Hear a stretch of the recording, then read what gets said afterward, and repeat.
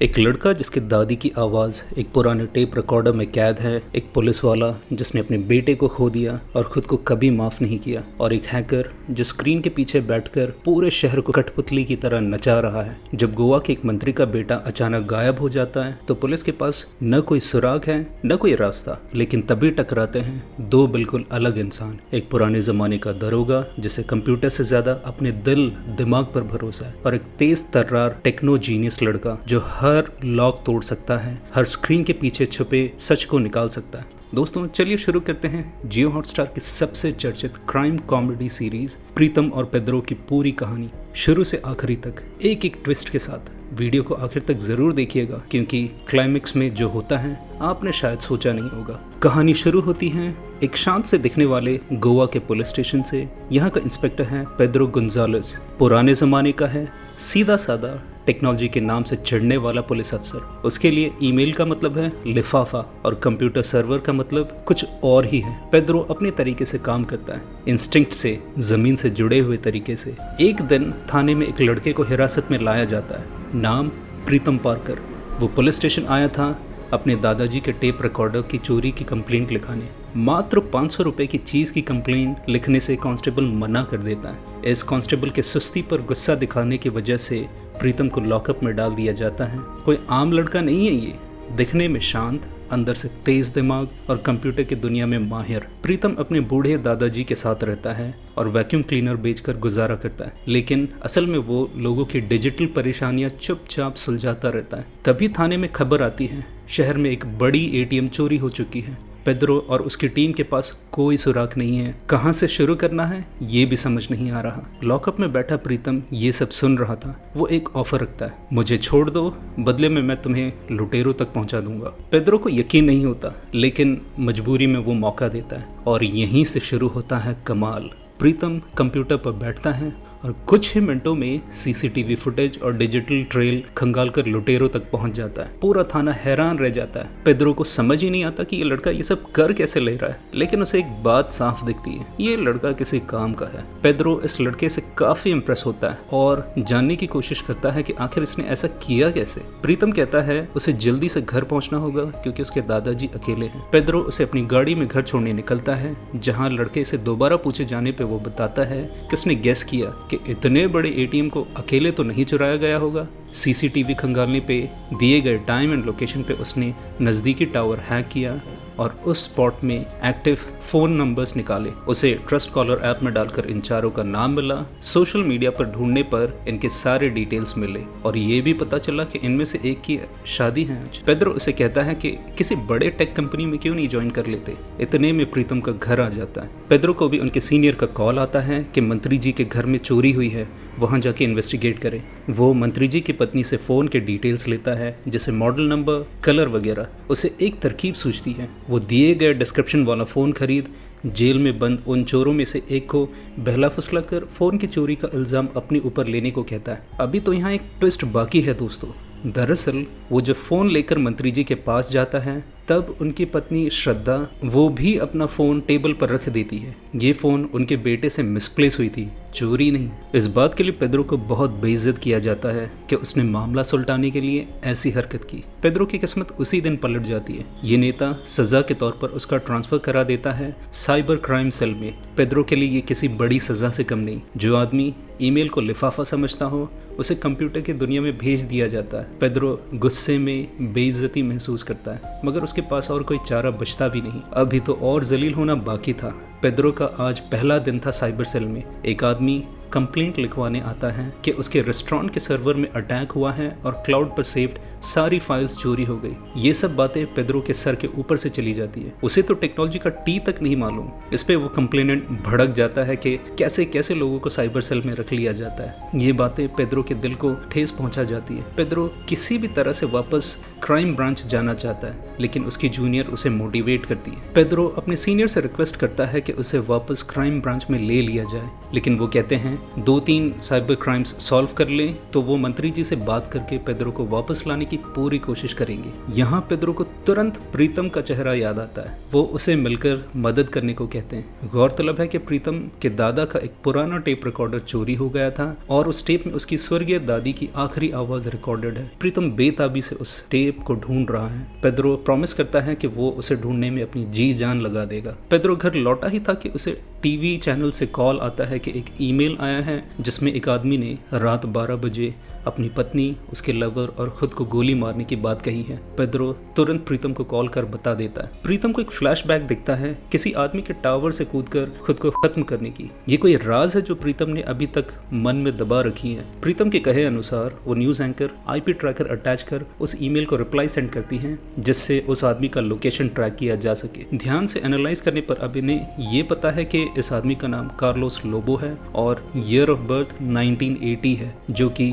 उसके email ID में था क्योंकि उसने सब खत्म करने के बाद एक लेटर उस न्यूज एंकर के नाम पर रिसेप्शन पर छोड़ने की बात कही थी, जिससे वो बताना चाहता है कि वो एक बुरा आदमी नहीं है। ये लोग अनुमान लगाते हैं कि ये कोई पुलिस वाला हो सकता है जिसे अपनी रेपुटेशन की चिंता भी है। रिसेप्शन से ये मतलब निकालता है कि कोई होटल हो सकता है जहां उसकी पत्नी अपने बॉयफ्रेंड के साथ गई हो। वक्त बीतता जा रहा है। इस बीच प्रीतम सोशल मीडिया पर सारे कार्लोस को ढूंढ निकालता है। उसमें एक पुलिस वाला भी मिलता है। उसकी पत्नी रेने लोबो और उसके बॉयफ्रेंड के नाम से उस एरिया में कोई बुकिंग है या नहीं, इसका भी पता लगाया जाता है। पेद्रो इस जीनियस को देखता रह जाता है। इस पे वो बताता है कि वो आदमी इसका बॉयफ्रेंड इसलिए हो सकता है क्योंकि ये उसके हर पोस्ट पर हार्ड कमेंट करता है। वो अहम वक्त पर होटल पहुंचते हैं। कार्लोस को उसके बच्चे की याद दिलाता है कि उसके जाने के बाद उसका क्या होगा। कार्लोस का गुस्सा शांत हो जाता है और वो अपने होशो हवास में वापस आ जाता है। पेद्रो प्रीतम को लेकर घर लौटता है जहां उसकी बीवी स्टेसी उसका इंतजार कर रही थी। यहाँ हमें पता चलता है कि आज उसके बेटे का जन्मदिन था जो अब इस दुनिया में नहीं है। पेद्रो तंग आ चुका है क्योंकि उसकी बीवी आज भी उसका बर्थडे मनाती है जबकि पेद्रो उसे भूल जाना चाहता है। उसके बेटे लियो की मौत का जिम्मेदार वो पेद्रो को मानती है। इस बात को लेकर वो आपस में लड़ पड़ते हैं। स्टेसी घर छोड़कर हमेशा के लिए चली जाती है। प्रीतम ये सब देख लेता है। यहाँ इनकी टीम की तलाश रंग लाई। उन्हें वो टेप रिकॉर्डर मिल ही गया, लेकिन खुशी कुछ पल के लिए ही थी क्योंकि उसके अंदर की कैसेट अब मिसिंग थी। वही कैसेट जिसमें दादी की आवाज रिकॉर्डेड है। यहाँ एक नया मोड़ आता है। टीवी स्क्रीन पर एक नई खबर फ्लैश होती है। गोवा के स्पोर्ट्स मिनिस्टर सरदेसाई का बेटा विनी गायब हो गया है। वही मिनिस्टर जिसने पेद्रो को साइबर सेल में ट्रांसफर कर दिया था। पेद्रो का फोन बजता है। उसके चेहरे पर तनाव, हैरानी और अनजान डर साफ दिखाई देता है। अगला केस पेद्रो की जिंदगी का सबसे बड़ा इम्तिहान होने वाला था। पूरा पुलिस महकमा हरकत में आ जाता है। मंत्री सरदेसाई का बेटा विनी लापता है और ये कोई आम मिसिंग केस नहीं, एक हाई प्रोफाइल किडनैपिंग है जिसमें राजनीतिक दबाव भी शामिल है। पर का कॉल आता है जो बेटे के बदले 5 करोड़ रुपए डिमांड करता है। पेद्रो को इस केस की जिम्मेदारी सौंपी जाती है। वो इस फोन नंबर को ट्रेस कर लेता है, लेकिन पता लगता है कि ये नंबर कोई और यूज कर रही थी। मंत्री फिर भड़क जाता है और सबके सामने उसे केस से बाहर निकाल फेंकता है। अब पानी सर से ऊपर जा चुका था। पेद्रो वापस आकर अपनी भड़ास निकालता है और कहता है उसे अपना काम बखूबी पता है और अगर उसे अपने तरीके से करने दिया जाए तो वो मंत्री जी के बेटे को ढूंढ कर निकालेगा। जाते जाते वो ये भी कहता है कि उसे पता है कि बच्चे के खोने का दर्द क्या होता है और ज़रा इज्जत से पेश आए तो वो एक साइबर जीनियस का नंबर उन्हें दे देगा जो उनकी मदद ज़रूर करेगा। ये दरअसल प्रीतम की बात कर रहा था। मिनिस्टर अपने PA के ज़रिए पेद्रो को सॉरी कहता है और उसे केस में वापस ले लेता है। वो उसे प्रीतम के संग सुबह 9 बजे बुलाता है जब स्नैपर का अगला कॉल आने वाला था। एज एक्सपेक्टेड वो कॉल आता है। पेद्रो जानबूझकर कॉल को खींचता रहता है ताकि उसका लोकेशन ट्रेस किया जा सके।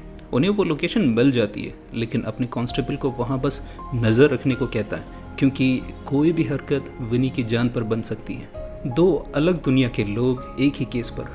टकराव तो तय था। जहाँ पेद्रो को लगता है उसे किडनैपर मिल गया, वहीं प्रीतम को कुछ गड़बड़ लगता है। पेद्रो पुराने तरीके से जांच करना चाहता है, घर घर जाकर पूछताछ, जमीनी सुराग। दूसरी तरफ प्रीतम सोशल मीडिया, लोकेशन ट्रैकिंग और डिजिटल फुटप्रिंट से केस सुलझाना चाहता है। प्रीतम के अनुसार हो न हो केस में बच्चे की माँ किसी तरह जुड़ी है क्योंकि वो औरत हर नए कपड़े, नए पकवान पर फोटोज खींच सोशल मीडिया पे शेयर करती है। उसने पिछले 9 दिनों से कुछ भी पोस्ट नहीं किया, जबकि बेटे विनी को मिसिंग हुए बस 2 ही दिन हुए थे। यहाँ कुछ दाल में काला नजर आता है। इस इंट्यूशन के तह तक जाने के लिए प्रीतम को एक बेहतरीन आइडिया सूझता है। श्रद्धा के सोशल मीडिया से उसकी पूरी जानकारी, जैसे उसका favourite song, date of birth, उसकी लाइकिंग्स, सब कुछ प्रिंट करता है। इन सब की कॉम्बिनेशन से वो एलेक्सा का पासवर्ड क्रैक करने की कोशिश करता है। यहाँ पेद्रो के कहने पर एक प्यारा सा पासवर्ड ट्राई किया जाता है, 1 2 3 4 5। जी हाँ, यही वो पासवर्ड था जो बड़ी आसानी से अनलॉक हो जाता है। वहाँ से उन्हें पता चलता है कि मैडम कुछ दिन पहले एक बस में सफ़र कर अगोंडा रिजॉर्ट गई थी। ये वहाँ पहुंचकर सीसीटीवी फुटेज चेक करते हैं और पाते हैं कि वो वहाँ किसी आदमी से मिली थी। इससे ये साबित होता है कि उसका अफेयर चल रहा है। ये फिर उसी ठिकाने पर आते हैं जहाँ विनी के किडनैपर को ट्रेस किया गया था। विनी वहाँ नहीं था, लेकिन पेद्रो को फोटोज मिले उस किडनैपर और मिनिस्टर की बीवी के। जी हाँ दोस्तों, ये वही आदमी है जिससे मिलने वो बस में अगोंडा रिजॉर्ट गई थी। पेद्रो उसे पहचान लेता है और उन पिक्चर्स को फ़ोन में ले लेता है। यहाँ मंत्री जी बेचैन होते जा रहे हैं। डीआईजी इन्हें बताता है कि उस किडनैपर को पकड़ना खतरनाक हो सकता है, क्योंकि असल में विनी जिसके साथ हैं वो अलर्ट हो जाएगा और विनी को खतरा हो सकता है। अब कहानी में एक और ट्विस्ट है दोस्तों। यहाँ पेद्रो मिनिस्टर की बीवी को कन्फ्रंट करता है और धमकाता है कि वो उसके पति को सारी बातें बता देगा।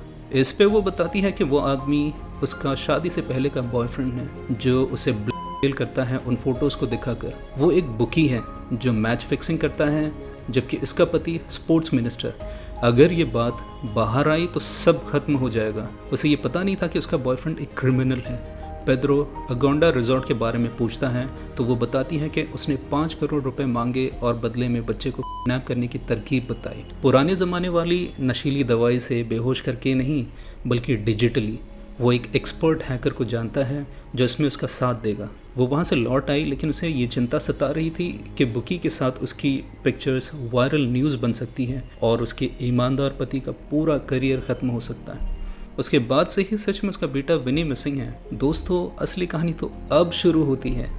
यहाँ हम मिलते हैं उस हैकर से जो खुलेआम एक होटल के ओपन एरिया में बैठा है। उसने अभी एक तनेजा नाम के बिल्डर की ईमेल आईडी हैक की है। वो ज़ोर से फ़ोन पे बात करने लगता है, जिससे रिक्वेस्ट की गई ओटीपी रिसीव होने का अलर्ट तनेजा को सुनाई ना पड़े, और बड़ी चालाकी से वो उसका फ़ोन लेकर अर्जेंट कॉल करने का बहाना बना ओटीपी ले लेता है। ये हैकर उस पर को भी अलर्ट कर देता है कि पुलिस वाले उसके पीछे हैं, और उन्हें ये भी पता है कि बच्चा उसके पास नहीं, क्योंकि बच्चा हैकर के पास है। इन सब के बीच पेद्रो की टीम उस कैसेट को ढूंढने में नाकामयाब रहती है। पेद्रो सजेस्ट करता है कि गाना किसी और से गवा के रिकॉर्ड कर लेते हैं, क्योंकि दादू की उम्र 80 साल से ऊपर हो चुकी है, उन्हें क्या ही पता लगेगा। लेकिन इसमें भी एक दिक्कत थी। वो गाना इसकी दादी ने खुद कंपोज किया। वो खुद एक म्यूज़िक टीचर थी। यहाँ घर का कुक एक बड़ी इंपॉर्टेंट जानकारी देता है कि विनी एक गेम खेलता रहता था। फ़ोन से वो छिपकलियों का शिकार किया करता था, क्योंकि वो रात 10 बजे से सुबह 4 बजे तक गेम ही खेलता रहता था। उसके स्कूल से कंप्लेन आने लगे थे कि वो स्कूल में सो रहा है। मिनिस्टर को अब जाके उस कंप्लेन की वजह का पता लगता है। यहाँ एक और बड़ी बात पता चलती है कि हैकर ने विनी के लेज़र शूटर गेम के ज़रिए पूरे घर की मैपिंग कर रखी है। उसे पता है पूरे घर में कैमरा और बाकी चीज़ें कहाँ हैं। इनकी परमिशन से विनी का लैपटॉप चेक किया जाता है। यहाँ एक डरावनी चीज़ सामने आती है, ब्लू व्हेल चैलेंज। दोस्तों, आपको याद होगा ये लॉकडाउन पीरियड में बहुत कुख्यात थी। बहुत से बच्चे इस गेम के चक्कर में अपनी जान गंवा बैठे। ये एक रशियन लड़के ने बनाई गेम है। इसमें बच्चों को पहले छोटे छोटे चैलेंजेस दिए जाते हैं, जैसे पड़ोसी के घर से नेम प्लेट चुरा लेना, पोस्ट बॉक्स में आग लगा देना, फिर घर के पेट को मार देना। इसी तरीके से डिफ़िकल्टी बढ़ाई जाती है और फाइनली सुसाइड कमिट करने को मजबूर कर दिया जाता है। इसकी कही हर एक बात पेद्रो रिलेट कर पा रहा था, जो अब तक अपने बेटे की मौत जो कुएं में गिरकर हुई उसे हादसा समझ रहा था। दरअसल वो ब्लू व्हेल चैलेंज का शिकार था। पेद्रो ने घर के फ्रिज में पेट बिल्ली को पाया था। पोस्ट ऑफिस में आग भी लगी थी उसके घर। यहाँ जब वो ब्लू व्हेल गेम स्टार्ट होती है, ये डायरेक्ट उस हैकर से कनेक्ट होती है। हैकर जब प्रीतम को देखता है, उससे भी फ्लैशबैक आती है एक आदमी के टावर से कूदकर खुद को खत्म करने की। क्या ये हैकर किसी तरह प्रीतम से कनेक्टेड है? इसका पता हमें आगे चलेगा। यहाँ हैकर पहली बार इन सब से बात करता है। लैपटॉप बंद करने पर वो उनके फ़ोन पर कॉल करता है। वो इन सब को देख और सुन पा रहा है। वो इन सब को डराता है कि खिड़की के पास से वो इन्हें शूट कर सकता है और बच्चे को हमेशा के लिए गायब भी कर सकता है। इसे ट्रैक करना बेहद मुश्किल था, क्योंकि ये VPN से कनेक्टेड है। यहाँ एक और बात का खुलासा होता है कि ये लेज़र शूटर के ज़रिए कनेक्टेड है और लैपटॉप बंद होने के बाद ये इन्हें सिर्फ सुन सकता है, देख नहीं सकता। इसके पास घर की पूरी डिटेल्ड पिक्चर है जो इसने वाईफाई सिग्नल से कैप्चर की थी। अभी तक तो हमारा हीरो प्रीतम बेहद कॉन्फिडेंट था, लेकिन हैकर जाते जाते एक नाम लेता है, कबीर साहनी। ये नाम सुनते ही प्रीतम बेहद घबरा जाता है, बेहद बेचैन हो उठता है। वो तुरंत अपने दादू के पास जाता है। उसके घर पर कोई पेन ड्राइव फेंक जाता है और यहाँ पेद्रो अपने बेटे के लैपटॉप में वही ब्लू व्हेल गेम देख टूट जाता है, मानो जैसे उसकी सांस अटक गई हो। वो बहुत मजबूर फील करता है कि उसे इस बारे में पता तक नहीं था। शायद वो वक्त रहते अपने बेटे को बचा लेता। यहाँ पेन ड्राइव में उसने एक मैसेज रिकॉर्ड किया था जिससे हमें पता चलता है कि प्रीतम ही कबीर साहनी है। उसने अपनी आइडेंटिटी चेंज कर ली, अपने सारे डिजिटल फुटप्रिंट्स डिलीट कर दिए थे। उस हैकर ने उसी टावर की वीडियो भी भेजी थी जो हमें फ्लैशबैक में दिखी थी। वो इसे किसी से मिलवाना चाहता है और इसी वक्त डिवाइन स्पिरिट हॉस्पिटल कारवार आने को कहता है। अगर प्रीतम नहीं आया तो वो विनी को मार देगा। यहाँ पेद्रो को पता चलता है कि कबीर साहनी नाम का लड़का कारवार इंजीनियरिंग कॉलेज का स्टूडेंट था 3 साल पहले। प्रीतम की लोकेशन ट्रैक कर पेद्रो भी कारवार के लिए निकलता है। प्रीतम हैकर के इंस्ट्रक्शन के अनुसार साइकेट्रिक वार्ड में रूम नंबर 24 में जाता है। ये हैकर यहीं बाहर उसका इंतज़ार कर रहा होता है। यहाँ बेड पर एक पेशेंट बंदी है जिसका नाम है नीना फोंसेका। ये नाम देखकर प्रीतम टूट जाता है और फूट फूट कर रोने लगता है। वो रोते हुए माफ़ी भी मांगता है। ये सब वो हैकर बाहर से देख रहा था।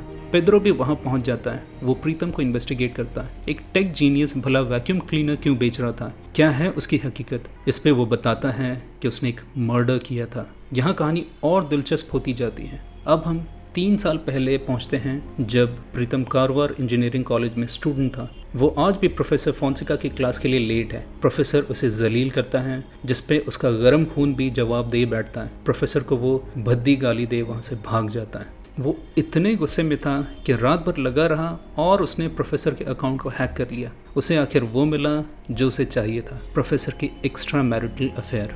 वो साल में 2 बार बॉस्टन यूनिवर्सिटी जाता था, एक रिसर्च स्कॉलर से मिलकर प्राइवेट टाइम बिताता था। प्रीतम उर्फ कबीर ने उसके प्राइवेट लेटर्स, चैट्स और फोटो पूरे कॉलेज इंक्लूडिंग उनकी पत्नी को भेज दिया। पूरा कॉलेज उन पर हंस रहा था। जब प्रोफेसर क्लासरूम में पहुंचते हैं तो उन्हें सारी बात समझ आ जाती है। वो बेहद शर्मिंदा हो जाते हैं। सबसे नज़रें चुराते हुए वो वहाँ से निकलते हैं और इन सब पर प्रीतम गर्व महसूस करता है। ये वही प्रोफेसर हैं जिन्होंने उस टावर से कूदकर खुद को सारी शर्मिंदगियों से हमेशा के लिए मुक्त कर दिया, लेकिन पीछे छोड़ गए अपनी पत्नी नीना फोंसेका को। वही जो अपना मानसिक संतुलन खो आज साइकेट्रिक वार्ड में एडमिट है।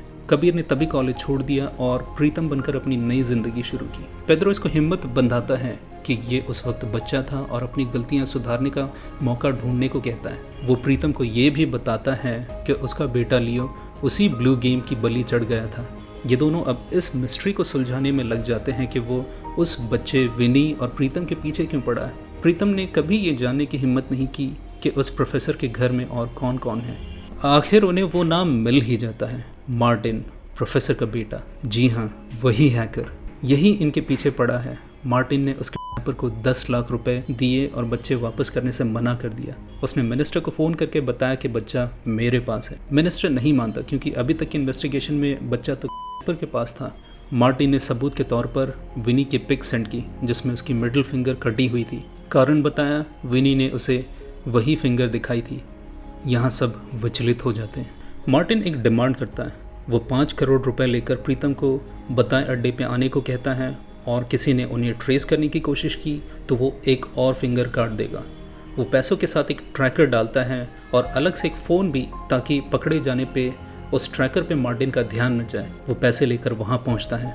मार्टिन उसे बहुत मारता है, हर एक चीज़ के लिए। उसकी माँ पागल हो गई। प्रीतम के उस कारनामे की वजह से मार्टिन की जॉब चली गई।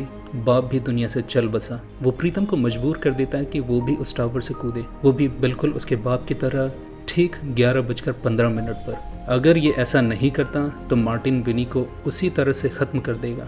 आखिर मार्टिन उस फ़ोन को देख लेता है जिसे वो समझता है कि ट्रैकिंग के लिए बैग में रखा गया था। वो उसे उठाकर फेंक देता है। मार्टिन उन पैसों से भरे बैग को लेकर वर्किंग मेंस हॉस्टल में छुपा था, जिसकी लोकेशन नोटों के संग लगी दूसरी ट्रैकिंग डिवाइस से मिली जो अब भी बैग में है। पुलिस उस हॉस्टल के कमरे तक पहुंच जाती है। लेकिन मार्टिन वहां से एक कार चुराकर भाग चुका था। टोल गेट पर जैसे ही पैसे कटते हैं, फास्टैग का मैसेज कार ओनर के फोन पर आता है। वो तुरंत उस टोल बूथ की तरफ रवाना हो जाते हैं। अब आप सोच रहे होंगे मार्टिन को कैसे पता चल रहा है कि बैग में दूसरा ट्रैकर था और वो इन सब पुलिस वालों से हमेशा एक कदम आगे कैसे हैं? क्या उसे मिनिस्टर के घर से कोई टिप ऑफ दे रहा था? इसका पता भी जल्द लगेगा। फिलहाल तो उसने कार को सुनसान सड़क किनारे छोड़ एक बस पकड़ ली है। वो इस वक्त बस में है। ये जानकारी प्रीतम उसके पर्सनल फ़ोन से ट्रैक कर रहा था, क्योंकि जब फास्टैग से टोल कटा था उस एग्जैक्ट लोकेशन पर 3 नंबर्स एक्टिव थे। 2 टोल वालों के निकले तो तीसरा मार्टिन का था। जब बस रोकी गई वो बस में नहीं था। उस नंबर पे कॉल करने पर एक बूढ़ी अम्मा रिसीव करती हैं। वो उस फ़ोन को चेक करते हैं। अब विनी की 2 फिंगर्स जा चुकी थी और एक रिमाइंडर कि 1 घंटे में प्रीतम को उस टावर में पहुंचना होगा। मार्टिन लगभग हाथ आते आते रह जा रहा था। आखिरकार पेड्रो का बरसों का क्राइम ब्रांच का तजुर्बा काम आता है। तो बात ये थी कि प्रीतम के हाथ में बंदी घड़ी में माइक्रोफोन है, जिससे मार्टिन उनकी हर बात सुन लेता है और इन सबसे हमेशा एक कदम आगे है। ये वही घड़ी है जिसमें टाइमर ऑन करके उसने प्रीतम के हाथ में बांधी थी जब वो पैसे देने गया था। प्रीतम उस घड़ी को वापस अपने हाथ में बांध लेता है। वो जानता है कि मार्टिन उनकी बातें सुन रहा है। वो पेड्रो से बात करता है कि वो लाइट हाउस टावर में जा रहा है अपने गिल्ट के कारण। इन्हें यकीन था कि मार्टिन प्रीतम को टावर से कूदते देखने ज़रूर आएगा। ये अपनी पूरी फील्डिंग सेट कर लेते हैं। प्रीतम टावर पर चढ़ जाता है। यहाँ एक बार फिर से पेड्रो का एक्सपीरियंस काम आता है।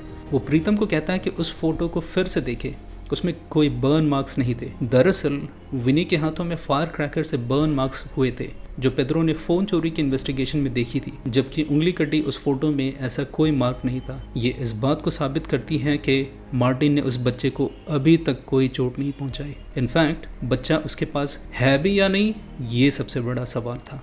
अब इन्हें शक होता है शायद बच्चा अब भी घर में ही कहीं छुपा हुआ है, क्योंकि इन्वेस्टिगेशन के दौरान सीसीटीवी फुटेज में बच्चे के स्कूल से आने की वीडियो तो है, लेकिन बाहर जाने का कोई सबूत नहीं। अब ये सोचते हैं शायद विनी को मार्टिन ने ब्लू व्हेल चैलेंज में घर में ही कहीं छुपे रहने का टास्क दिया हो। वो उसे दिए गए टास्क को याद करते हैं, जैसे नूडल्स चुराना, ऑक्सीजन सिलेंडर चुराना। इसका मतलब वो किसी बंद जगह में है। तभी उन्हें एक और क्लू मिलता है। इन्वेस्टिगेशन के दौरान घर के कुक ने बताया था कि नल से नूडल्स निकल रहे हैं। वो बच्चे को घर के पानी के टंकी में ढूंढते। यहाँ पुलिस पूरी निगरानी में है, जबकि मार्टिन टावर के ऊपर ही प्रीतम का इंतजार कर रहा है। वो उसे फिर धमकाता है कि कूद जाओ वरना वो विनी को मार देगा। यहाँ प्रीतम उससे बोलता है बच्चा तेरे पास है ही नहीं, बल्कि वो अपने घर पर ही पानी के टंकी में है। पेड्रो मार्टिन को टावर पर देख लेता है और यहाँ विनी आखिर पानी के टंकी में ही मिलता है। पेड्रो मार्टिन पे गन तान देता है। इतने में प्रीतम उसे रोकता है और कहता है कि ये मार्टिन नहीं है, बल्कि कोई आम नागरिक है जो टावर पर पहले से ही घूमने आया था। मैंने ही स्ट्रेस में आकर इस पे अटैक किया पहले, और फिर इसने सेल्फ डिफेंस में मुझे मारा था। मार्टिन चौंक जाता है। पेड्रो भी उसे जाने देता है, ये कहते हुए कि मार्टिन बेहद शातिर है, ये मार्टिन नहीं हो सकता। अब जब सब ठीक होते हुए दिख ही रहा था, मिनिस्टर की बीवी को उसके एक्स बॉयफ्रेंड का कॉल आता है, जो पैसों की डिमांड करता है, नहीं तो वो सारे पिक्चर्स न्यूज़ एजेंसी को दे देगा। यहाँ गाड़ी में हमें पता चलता है कि पेड्रो जानता था कि वही मार्टिन है, लेकिन वो उसे जाने देता है क्योंकि 3 साल पहले वो क्रिमिनल नहीं था। उसके हालात ने उसे ये सब करने पर मजबूर कर दिया और उसने बच्चे को भी कोई चोट नहीं पहुंचाई। उन्हें दादी की कैसेट तो नहीं मिली, लेकिन प्रीतम के बताए लिरिक्स को वो गुनगुनाने लगता है। इस पर प्रीतम पेड्रो से कहता है क्या पता हम दोबारा मिले या ना मिले, मैं आपकी यादों को वीडियो में रिकॉर्ड करना चाहता हूँ। फिर वो उसे उसी गाने को गवाता है और उसे रिकॉर्ड करके पेड्रो की वाइफ स्टेसी को सेंड कर देता है। अब आता है वो पल जिसका पेड्रो को बेसब्री से इंतज़ार था। मिनिस्टर साहब प्रेस कॉन्फ्रेंस करते हैं और स्पेशल आभार व्यक्त करते हैं उस पुलिस वाले का जिसकी मेहनत ये रंग लाई। दिल थाम लीजिए दोस्तों, और वो नाम है दत्तात्रेय, पुलिस कांस्टेबल। जी हाँ, इस कांस्टेबल ने सारा क्रेडिट अकेले ही खा लिया। इसने सबके सामने कहा कि उसने अपनी सूझबूझ से उस बच्चे को पानी के टंकी से निकाला, जबकि इस तलाश में शामिल सभी पुलिसकर्मियों को मालूम था कि पेड्रो ने ही दत्तात्रेय को कॉल करके बताया कि वो पानी की टंकी में चेक करे। यहाँ मिनिस्टर साहब फिर से तीखी टिप्पणी करते हुए कहते हैं कि पेड्रो की पूरी टीम को इस कांस्टेबल से सीखना चाहिए। अब जब डीआईजी साहब उस हैकर के बारे में पूछते हैं, फिर से डिसअपॉइंट हो जाते हैं क्योंकि पेड्रो ने फिर से वही जवाब दिया कि वो पकड़ में नहीं आया। इतनी बेइज्जती को बचा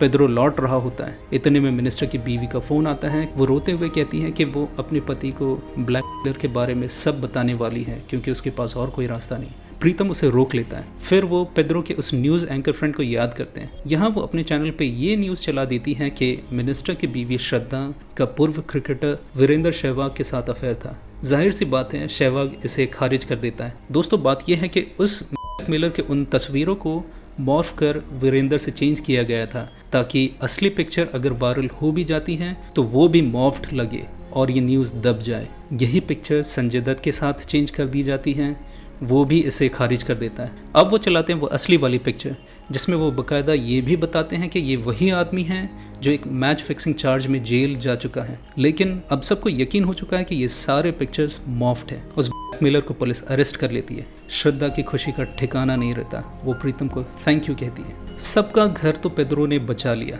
लेकिन उसकी खुद की बीवी उसे छोड़कर जा चुकी थी। अब उसका भी फ़ोन आता है। वो पेद्रो को डांटती है कि उसने सारा क्रेडिट दत्तात्रेय को लेने क्यों दिया, और वो फोटो मॉर्फिंग वाली बात भी करती है। ये सब प्रीतम ने ही बताई थी। पेद्रो को ये भी पता चलता है कि उसका गाया वो बेसुरा सा गाना जिसमें वो सॉरी कहता है, वो प्रीतम ने स्टेसी को भेजी थी। वो बताती है कि ये गाना उसकी म्यूज़िक टीचर मिसेस सहानी गाती थी। फिर वो उसे वीडियो कॉल कर सही धुन के साथ गिटार संग वो गाना गाती है और आखिरकार प्रीतम को भी शांति मिल ही जाती है, क्योंकि वो कैसेट में रिकॉर्डेड सॉन्ग यही थी, क्योंकि उसकी दादी मिसेस सहानी ही स्टेसी की म्यूज़िक टीचर थी। यहाँ मार्टिन भी अपने पिता के कब्र में आखिर आ ही जाता है। एक आखिरी कॉल फिर से बजती है मिनिस्टर की बीवी श्रद्धा के फ़ोन पर। ये मार्टिन ने की थी, उन सभी गलतियों के लिए माफ़ी मांगने के लिए जो उसने की। और वो ये भी बताता है कि 5 करोड़ रुपए एक गाड़ी में वापस भेजे जा रहे हैं उनके घर। वो उनसे ये भी रिक्वेस्ट करता है कि वो प्रीतम को बता दे कि उसने पैसे लौटा दिए। प्रीतम ने स्टेसी के गाए उस गाने को अपने फ़ोन में रिकॉर्ड कर लिया था जो वो अपने दादाजी को सुनाता है। वो गाना सुन भावुक हो जाते हैं। पेद्रो वापस साइबर सेल में आ जाता है। यहाँ एक इन्फ्लुएंसर रिपोर्ट लिखाने आती है।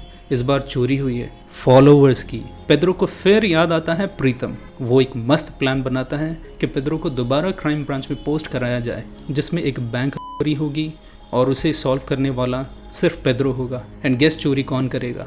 पेद्रो। अगर आपको ये वीडियो पसंद आया तो इसे लाइक करना ना भूलिए, चैनल को सब्सक्राइब कर लीजिए और कमेंट में बताइए क्या आपको लगता है सीज़न 2 आना चाहिए। मिलते हैं अगली कहानी में, तब तक के लिए नमस्कार।